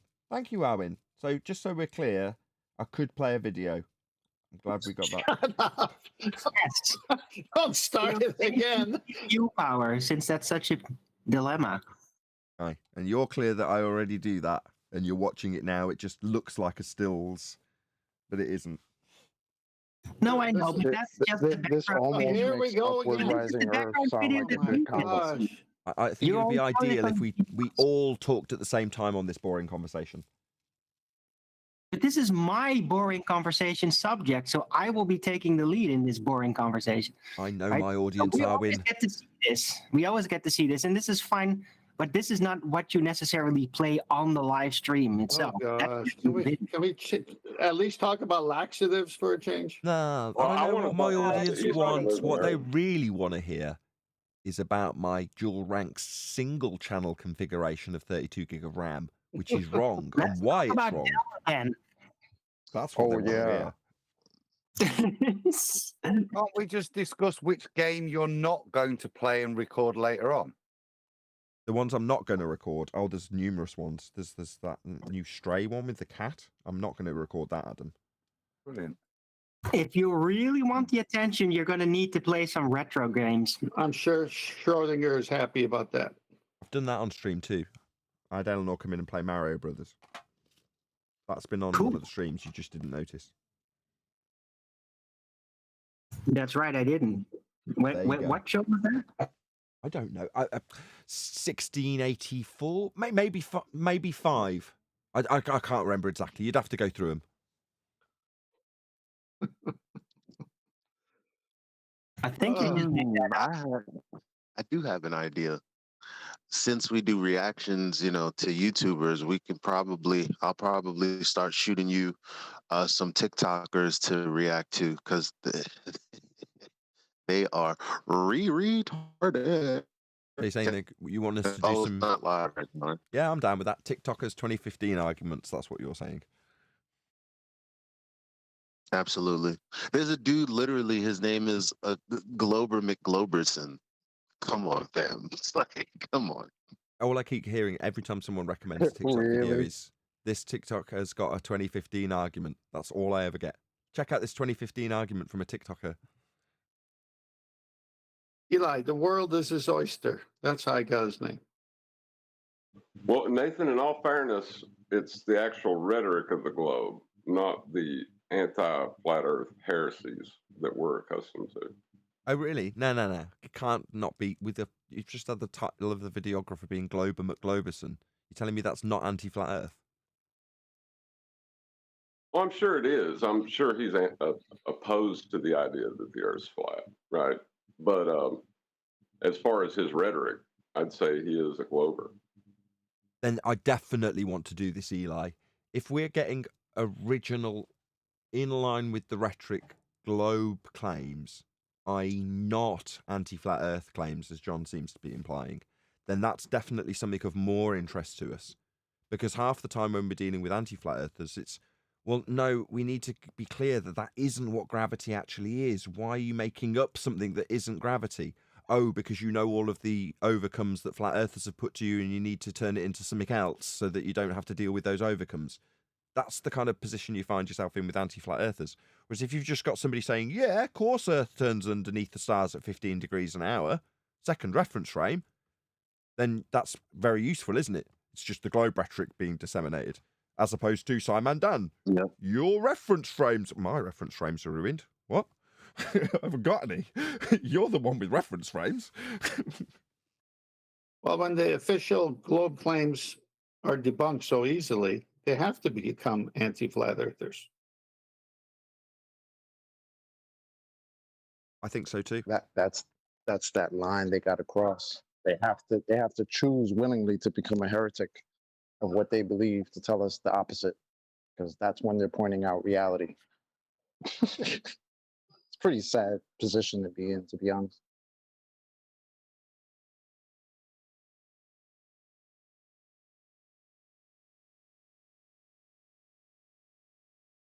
Nathan,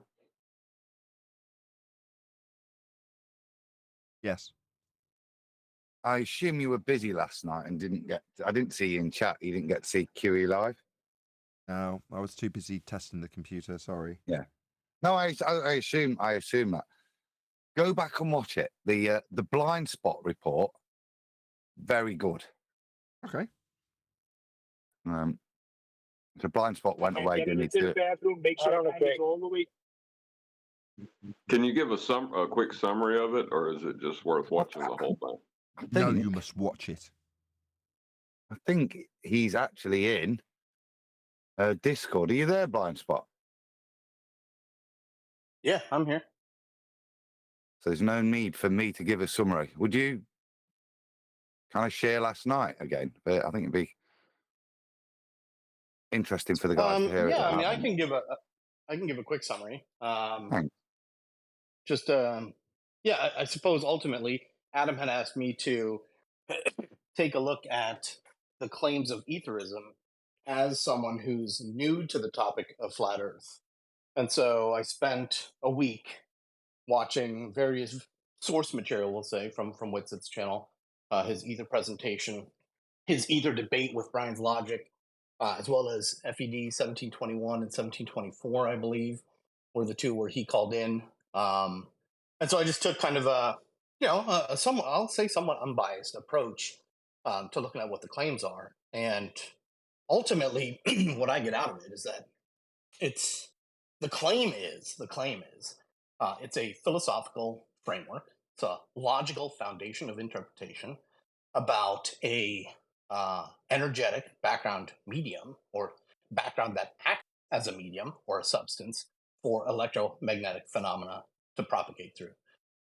It's immaterial, it's unquantifiable, it's not measurable, it's not scienceable. And so ultimately, my conclusion, which I go into more detail on the QE Live show, so if you want to see that, go ahead and take a look. But my ultimate conclusion is I'm here to know whether or not, whether or not what I've been told or indoctrinated in over the last 40 years is true or false. And what I'm interested in is what is observable, testable, repeatable, and falsifiable. And the ether is none of those things. So for me personally, I don't need anything to do with ether, at least not right now.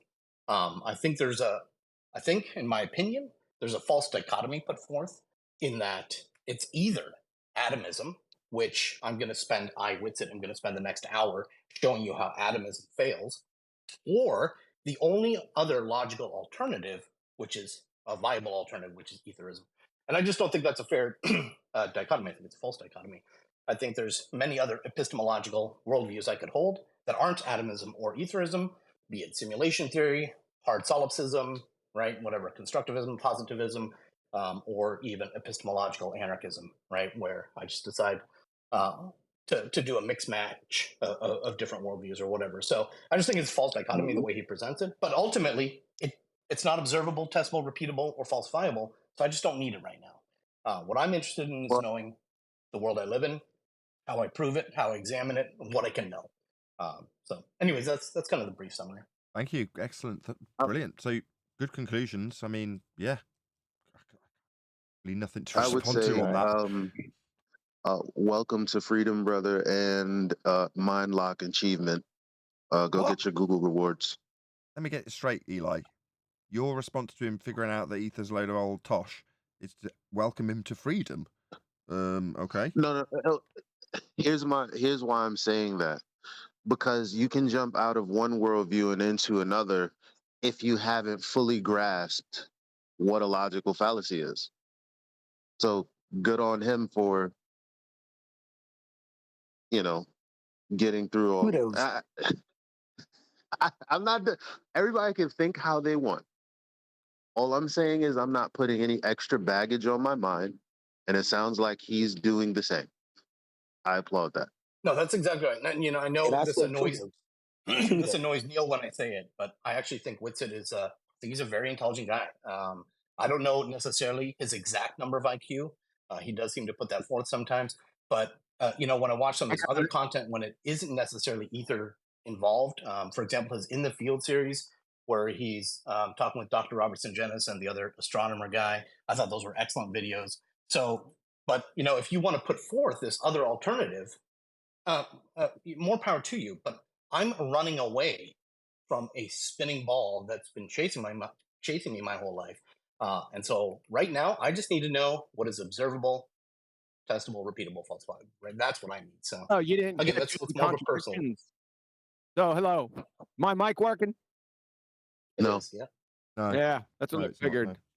No, it's working. It's working. First of all, the false dichotomy brought on by a false equivalence fallacy. That's the main fallacy right there. Adam, what he calls atomism, he's an empty dipshit. That's not a worldview. Number one. The Sungenis interview, which set me over the fucking edge. You didn't catch all the contradictions with the other videos that you watched. It's not that I don't necessarily see contradictions or whatever, but I'm watching those more for entertainment, right? It's an interesting discussion, and people can put forth ideas or concepts, right? It's not like I don't watch other videos on YouTube too, right? Where they might be fallacious in some of the reasoning. But when I need to know the facts, what I care about is the facts. And what is show me something intelligent something because I know his IQ, it's less than 60. So but for something intelligent, I need some cowbell. I don't know if you've heard this phrase before. You're gonna hear it now. Hold on. I need cowbell. He's being diplomatic and moderately complimentary, so he can offer a shit sandwich, and you're gonna cry foul on the little bits of complimentary. Really? Okay. Yeah, I need. Said he was smart. I need some cowbell. No. Stop. Everyone stop. Everyone stop. Hello? He's a dumb fuck. Stop. What he's actually done is gone, he's smart, his whole worldview's based on nothing, and maybe he's got a high IQ, I don't really know. That's a shit sandwich. But you're going to criticise the bread? Okay, fine. Go ahead, the blind spot. Feel free to answer them about your claims of his IQ being high. When he talks about the observable, testable, repeatable, and falsifiable world, I think, when he's strictly on his Schooling the Glober series or whatever, I think a lot of times he makes some of the same points we make here, right? He has some of the same arguments, if you will, here. And so from that standpoint, I think he understands those arguments well, and he can formulate them and put them forward. No, he doesn't. He sat for over 3 years, nearly 3 years, watching me destroy ballers with the scientific method. Then has the mind-numbing audacity to say an experiment's not an experiment because it's got a man-made device in it. Right. How fucking dumb are you? So that's what Blind Spot's not been exposed to that. He doesn't know the amount that Whitsitt took from here and used, but what he is identifying is the similarities that he is using bits of it still. Yeah. Yeah, I don't have the history. Just one at a time. Arwin first. Hold on. That's what's happening. Be nice if Blind Spot could respond to some. God, hello. Nobody's paying attention to me. It's only been 2 days. Lost complete control. Arwin first, but it would be nice to actually let Blind Spot respond to some of these critiques and comments. Go ahead, Arwin. Then hopefully Blind Spot. Thank you. Yeah. I'll try to keep it short, but I mean, Whitsitt might get the our arguments and then use them against ballers. But when we're facing him, he doesn't seem to care at all, and he'll just not use them. Oh, that was in depth. Okay. QE, excuse me. Did you, Brian. I heard a part. I heard a part. Brian, because we're all waiting too. Yeah. Huh? What was blind spot? Excuse me. Oh, blind spot is responding. Okay. Oh, my bad, brother. Responding. Brian. Yeah. He might want you're to fine. pick out something to respond to out of that lot that he's just been barraged with. Go ahead, blind spot, if you've got anything. I mean, ultimately, again, you have to understand the premise I went in with, which was the premise that Adam gave me, which is as a new person, I would like you to evaluate the subject matter and see what kind of conclusions you draw from it. In other words, and I mentioned this on the QA Live show, right? There is a potential, had I not found the FED show and even the people over at 24/7 beforehand, right? And let's say I just stumbled upon Witsit's channel after an awakening moment, or however you want to call that transitional moment, I'd probably be eating it up. It's elusive, or it's alluring, not elusive. It's alluring, probably a little elusive too. It's alluring. Elusive might have been right, but go ahead. Yeah, right. But it's cool, right? Because what is it? It's an alternative to the bullshit I've been taught, right? And so, yeah, of course, as a human in our human nature, yes, give me the alternative. Upward rising Earth, yeah, or whatever. Give me some ether, or whatever. I'm not, and again, I don't even say that he doesn't have some good points in his arguments about ether. Maybe he does. I think maybe he's not fully fleshed it out yet, and maybe down the road, if he can ever prove it, or fine, whatever. But right now, I don't give a shit. Right now, I want to know what's observable, testable, repeatable, falsifiable. I got a question for QE real quick. QE, did you say that Witsit, or maybe it wasn't, somebody said to you that it's not a scientific experiment if the man-made instrument is involved? Yes. Are you serious? Witsit asked you that or said that? I don't believe it. No. I don't believe I'm it. just saying. Said it more than one time. I don't believe it. I don't want. Let's just answer him. Everybody stop. Yeah. I don't want to believe that because a beacon is a man-made instrument. For God's sake, everything. That's what I'm saying. It's like, did he truly say it? Like, because I mean, Can we get the video, QE? Can everyone stop? I'll try it for a second time. I need to hear it. Hello? That means stop talking? Thank you so much. Me too, D-Rose. Just keep going. I would just keep going indefinitely after the third attempt to me shutting you up. He's asked a question to QE. Did he actually say it's not valid science because it's got a man-made piece of equipment in it? Yes or no, QE? Thank you, everybody. Yeah, and you were sitting inside the hangout where he said it, Elijah. Exactly. By the way. I don't remember.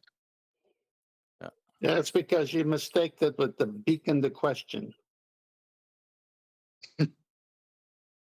Just for the audience's benefit. Hold on. Just for the audience's benefit. Are we all clear? Obviously, someone's going to have to speak for the audience. Why Witsit's wrong to decry the scientific method based on man-made equipment used in the apparatus? Is everybody clear why that's wrong? Yes. Yes. Why? Your observed phenomenon has to be in nature, not the device you're using to test it. Boom. Look well at done. Neil. Neil's on fire at the moment, QE. He's absolutely on fire. It's just as irritating and interrupts just as much, but other than that, he's doing really well. I gotta go, but I'd like to leave a couple of comments. Hang on, D-Rose, I gotta take off. Just let me say a couple of things. The strongest argument is like a weapon of war that will destroy the enemy with no fatal results to your own soldiers. We have the Black Swan. We have elevation angles, celestial navigation, and we have gas pressure without containment.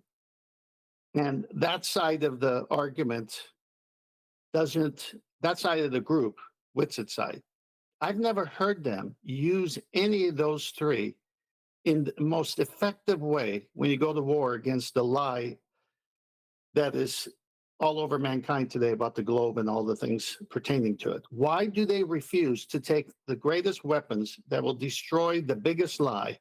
Why are they not using those three arguments? Because I told them not to. Well, when it comes well, even if you told them not to, why did they not use it? Hello. It's Eli and D-Rose that were having the chat before we were bidding farewell to 10th. Thank you. We'll unpack Huey telling him not to in a minute. See you tomorrow, hopefully, if the PC survives. All right.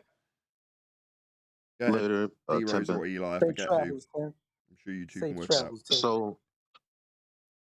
So I think the problem is this is why I want the debate, because I want things to be clear. What And it's debate? like no. Anyway, nobody What debate? understands that exactly.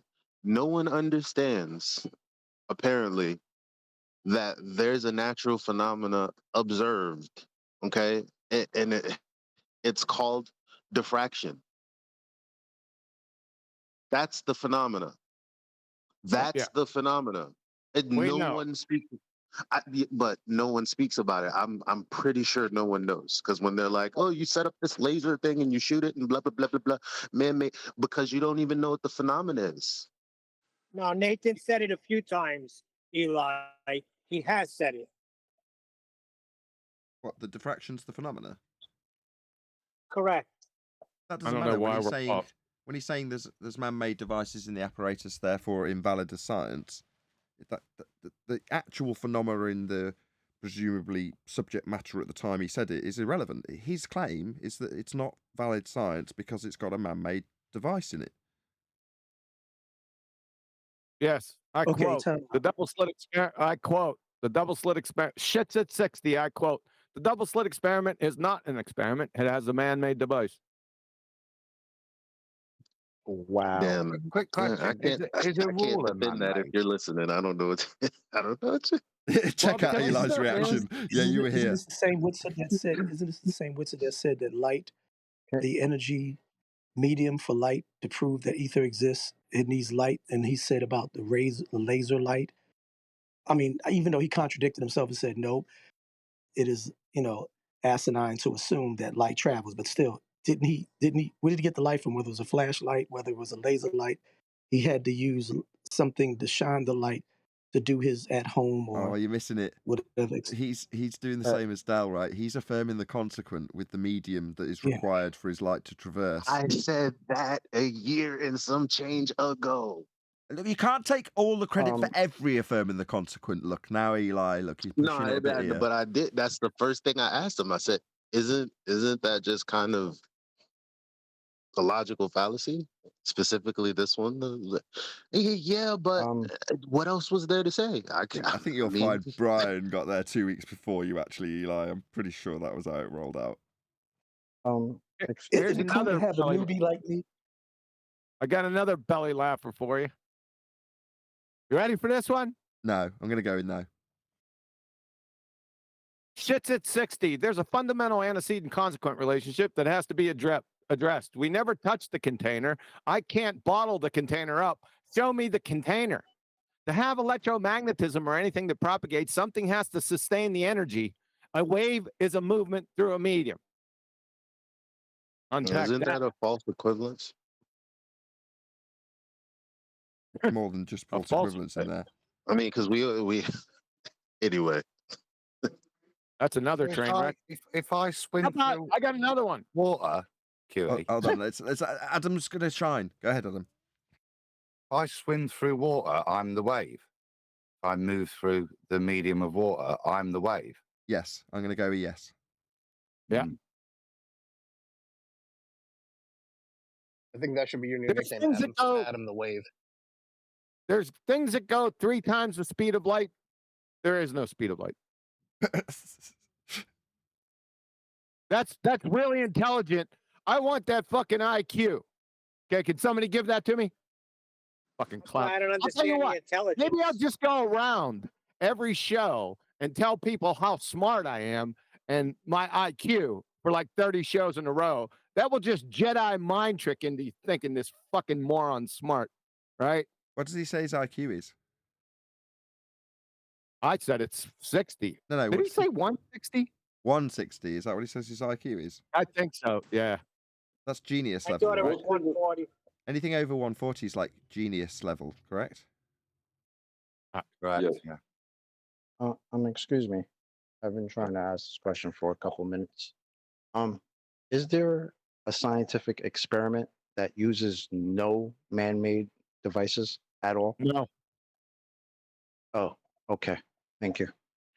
Now, then he says later on, the wave, the light is the medium. Remember, even before any of this started, I had a presentation saying, which one's the non-manifested medium? The electromagnetic waves or the ether? Remember that? So he switched up on Nathan towards the end of towards the end of his fucking train wreck, and he said light's the medium for light. And then his justification was that there's non-visible light, which isn't a fucking answer. That's non sequitur. So the medium for visible light is X-rays. Shit's at 60, you fucking clown. Where's the IQ in that? Well, Adam summarized it, I didn't do he? remember that. Adam just summarized it. It's like, so if I'm swimming in water, I am the wave. Well, that's by that standard, right, Adam? Yeah, real hippie shit. Well, hold on a sec, because as far as his IQ goes, I don't know if I want to question it, but from seeing him utilize what arguments he has learned here, he seems like he's just learned them phonetically. He doesn't understand them. Exactly. He has no depth to them. Whenever he's questioned on, like, if you ask him, well, what does that prove? He's lost. So I don't think he understands the arguments, just that he can phonetically repeat them in sequence to the right response given. Right. It's nothing to do with I'm glad Neil's piped up. Yeah, right, Neil. So you as much as you're our everyman here, understand the depth of the arguments, so that as the argument is halfway progressed, you can pick out aspects of the argument for their contextual incorrectness, let's just say. Witsit can't do that. So when you say you want more people to find us here and find out the information and go through the information more, so more people hear the information, the problem with that is that you can't, as I've said many times in the last few months, offer them the discernment that's required to unpack the argument and understand its heart, as opposed to be able to verbatim parrot off the verbatim argument when structured by one of us on a recording. So there's a depth of understanding in logical consistency that we, as a panel, simply can't bestow upon an audience. You can't give the audience discernment, and that's an example of it right there with Witsit. I'll tell you what he does. It's the shape-shifting Mr. Magoo Ether Clown Lion Surat shits at 60. This is what he does. He projectile diarrhea motor mouse baseless assertion fallacy after baseless assertion fallacy, interspersed with mind-numbing, contradictory, made-up horseshit. Then Nancy Fag objects when people stop him, then protests. Why art thou interrupting me? That's the game. That was the point of the that was the point of me giving this to the blind spot, to go and look at that. And we're sitting here picking on little nuances, that contradiction here and there. What I was most impressed with the blind spot was for him to recognize, A, that it was bullshit, but also that it was built in a non-existent logical framework. He poo-poos science. But blind spot picked up that this is just philosophy. Very quickly, that from listening, within 1 week, he realized he wasn't being offered anything in reality. This was just pure philosophy.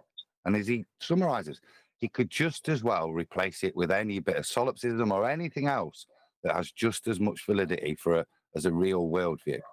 I thought I found very encouraging. What I found very encouraging was his ability to assess the intelligence level of Witsit. I thought that was much more interesting. No, but he did comment on it, you see. And how did he comment on it? Did he go, ooh, 160, I have to listen to this man? No, he did what any normal person does. What a dickhead. He didn't say that. That's not what he said, putting words in your mouth there, blind spot, if you're still here. Yeah. He did it very politely. Outrageous. And look, again, I don't have the history you guys do, right? I don't. And look, I've watched 3 videos of his. So who am I to fully judge the man or his intelligence? I was just saying that some of the videos where he's not speaking about ether, and look, maybe it is a little bit of motor mouth or whatever, like you said, QE, where it's a Jedi mind trick. But he seems to He seems to research some of his topics well. Again, we're not talking ether here, right? And he has a lot of understanding of how theory of relativity came about. And when he's talking about those kinds of topics with other people in their fields, I find it quite interesting. So you heard him. You all heard him. Well researched. Get him. Get him. Get him. No, he doesn't. He wouldn't know the difference between general theory of relativity and a chartreuse fucking windsock. Blind spot. You can just tell me how trigger you him at really a hat, feel. drop of a hat now, can't you? You can get this panel going so easy. Well, you know, I mean, exactly what Blind Spot said, to be fair, is exactly what Witsit has said. Like, you know, forget his cohorts or counterparts, whatever, other people. Like, he specifically, this is how it started out. You know, this honest, you know, we're just, you know, having a conversation about things. It had nothing to do with the scientific method. I think what happened is he's been on defense mode because we have harmed his friends in some way. You know, you don't always make the best decisions when someone you feel has been wronged. You know what I mean? You guys can discuss his feelings in the Ever After show, because with that, I'm going to say another huge, massive, enormous thank you to both Discord and G Plus panels for making today's After show possible. And of course, a massive thank you to all of you in either Nathan Oakley 1980 or Nathan Oakley premiering streams for liking, commenting, sharing, subscribing, joining as a Nathan Oakley 1980 channel member, gifting memberships, hitting me up on PayPal, and all that good stuff. I've been Nathan Oakley, and I will see you all in the next video.